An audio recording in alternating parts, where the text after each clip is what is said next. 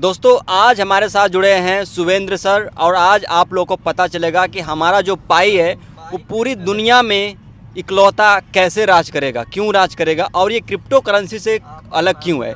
तो इसके बारे में जानिए, पूरा वीडियो आप लास्ट तक देखिए। हमारे सुवेंद्र सर आप सबको ये चीज़ क्लियर करेंगे आज। बहुत बहुत धन्यवाद मान भाई, आपने अपने इस मंच पर मुझे आमंत्रित किया, इसके लिए बहुत बहुत आभार। और आपके इस मंच के माध्यम से मैं आपके सभी ऑडियंस को, श्रोताओं को मेरा प्यार भरा प्रणाम।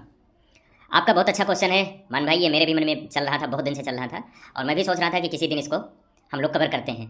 आज आपने अवसर ला दिया है तो इसको कवर करते हैं। आपका सबसे अच्छा क्वेश्चन यही है कि पाई में और क्रिप्टो में अंतर क्या है और पाई क्यों दुनिया पर राज करेगा। तो आज मैं इसकी चर्चा करता हूँ। आते हैं सीधे सबसे पहले तो और क्रिप्टो पे, उसके बाद आएंगे पाई पे। सबसे पहले और क्रिप्टो को देख लेते हैं। जो क्रिप्टो का राजा है, बीटीसी है, इथेरियम है, जितने भी हैं, XYZ हैं। आज की डेट में क्रिप्टो करेंसी लेन देन का एक सुगम मार्ग बन चुका है। अगर आप इसको लीगल तरीके से करना चाहो तो किसी भी प्रकार की कोई भी रोक टोक नहीं है और किसी भी प्रकार की कोई रुकावट नहीं है कि नहीं अभी सर्वर नहीं है, अभी ये नहीं है, अभी वो नहीं है। ये सारी चीज़ें नहीं है क्योंकि ये चीज़ें ब्लॉकचेन पे चलती हैं। इधर क्लिक किया नहीं कि उधर पहुंचा नहीं। आज की डेट में क्रिप्टो करेंसी लगभग पूरी दुनिया में हाँ अपनी पैठ बना चुका है और बना भी रहा है। हर जगह बन रहा है, भारत में भी बन रहा है, हर जगह बन रहा है। आज की डेट में क्रिप्टो करेंसी क्यों जरूरी हो गया है ये भी जान लीजिए। क्रिप्टो करेंसी इसलिए ज़रूरी हो गया है कि जो पीछे की जो हमारी पूर्व की व्यवस्थाएं हैं, अब उनको समय के अनुसार अपडेट होना पड़ेगा और अपडेट हो रही हैं चीज़ें। जैसे पहले था कि हम लोग वस्तु के बदले वस्तु का लेन देन करते थे, उसके बाद पैसा आया, फिर बहुत सी चीज़ें अगर इतिहास में जाएंगे तो बहुत लंबा हो जाएगा। उसी प्रकार से आज की डेट में ये क्रिप्टो करेंसी आ गया है। ये डिजिटल मुद्रा का रूप ले रहा है, डिजिटल पैसे का रूप ले रहा है। आज की डेट में दुनिया की मजबूरी क्यों होगी पाई को अपनाना, और दुनिया ही नहीं हर कंट्री की मजबूरी हो जाएगी पाई को अपनाना, वो क्यों होगी आप बताते हैं। आज की डेट में बीटीसी इतना हाई पहुंचा है, क्या आप लोगों को मालूम है कि क्रिप्टो करेंसी में जितना भी पैसा है सब वो लीगल है क्या? आप लोगों को क्या लगता है लीगल है? मुझे तो नहीं लगता कि लीगल है। बीटीसी इतना हाइप क्यों बनाया?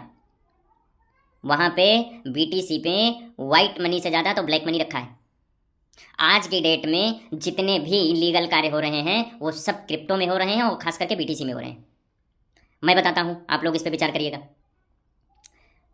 आप बीटीसी के माध्यम से हवाला फल फूल रहा है, टेररिज्म फल फूल रहा है, करप्शन फल फूल रहा है, घूस का लेन देन फल फूल रहा है, सारी चीज़ें फल फूल रही हैं। अब ये बताइए कि जब करप्शन इतने चरम पे होगा तो उसको रोकने के लिए कोई रास्ता तो चाहिए ना।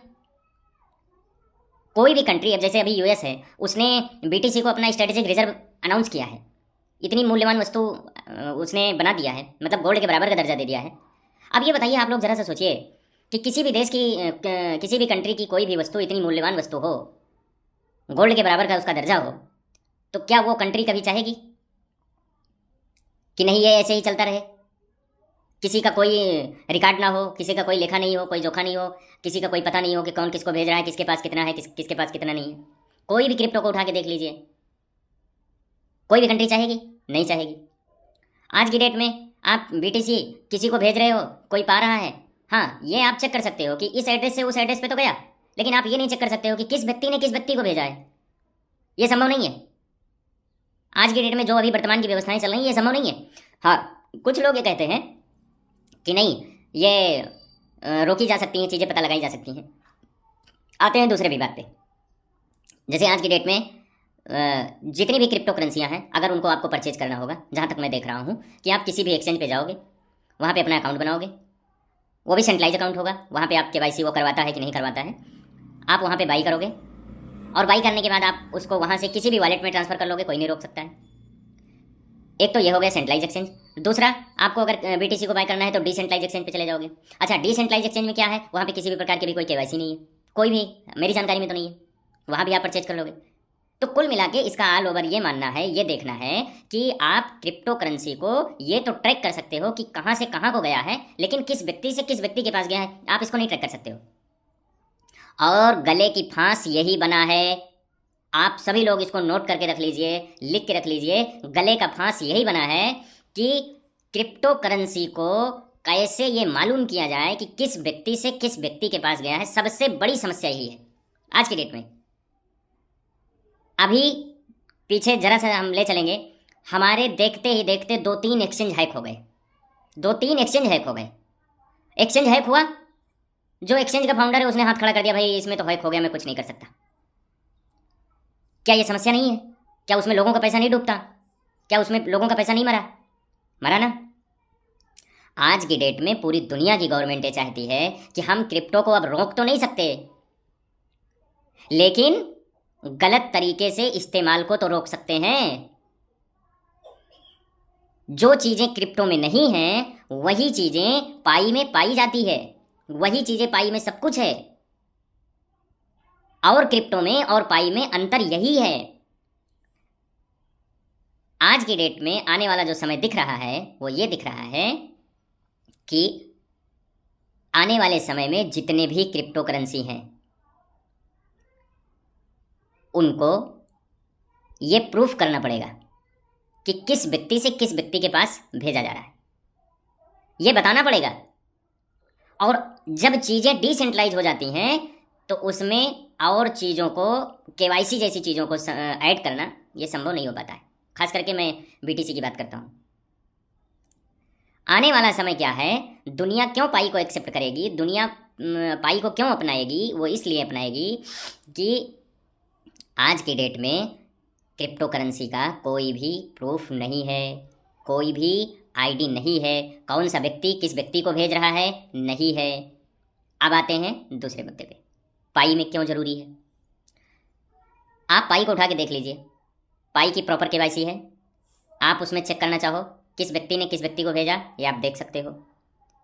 अभी तो मान लीजिए अंडर कंस्ट्रक्शन है, बन रही है, चीज़ें डेवलप हो रही हैं, लेकिन आने वाले समय में ये दिखेगा आपको।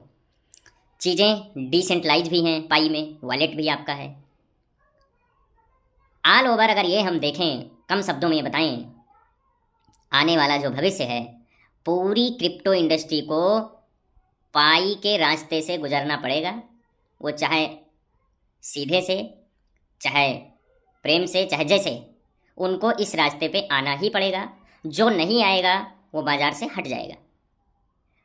दूसरी बात है, जैसे कुछ लोग कहते हैं कि बीटीसी $1 मिलियन का जाएगा, $1 मिलियन का जाएगा। मैं भी मानता हूँ जाएगा। अब $1 मिलियन के बीटीसी को हैंडल करने के लिए उतनी बड़ी करेंसी भी तो होनी चाहिए।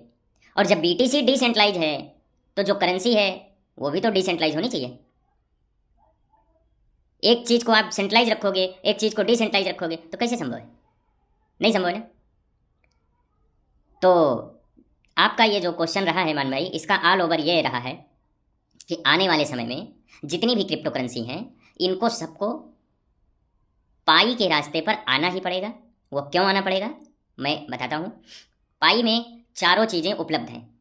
पहली आईडी है, दूसरा आइडेंटिटी है, तीसरा सिक्योरिटी है, और चौथा आने वाला है, वो आ जाएगा। जिस दिन आएगा उसी दिन पाई पूरी दुनिया पे राज करेगा, वो है सिक्योरिटी। और भी किसी भी क्रिप्टो करेंसी में आप उठा के देख लीजिए, ये चारों चीज़ें अगर मिल जाएंगी तो आप बताइएगा। पाई का आना इसलिए ज़रूरी था और पाई इसलिए आया है कि ये चीज़ों को व्यवस्थित करेगा, काला बाजारी को रोकेगा, करप्शन को रोकेगा, हवाला को रोकेगा, इनलीगल चीज़ों को रोकेगा। पाई वो करेगा। और क्रिप्टो में और पाई में अंतर यही है।